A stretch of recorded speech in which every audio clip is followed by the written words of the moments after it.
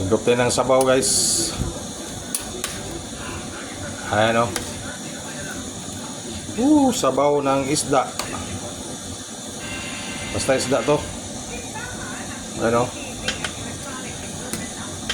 Sabaw na siya. Ayan. Sabaw-sabaw. Partinan din sa kinilaw. Ano? Oh.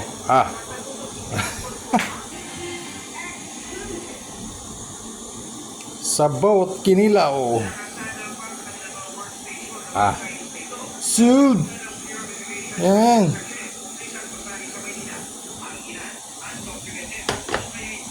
Okay. Luto na siya. Okay na to. Solve na ang higop sabaw nito.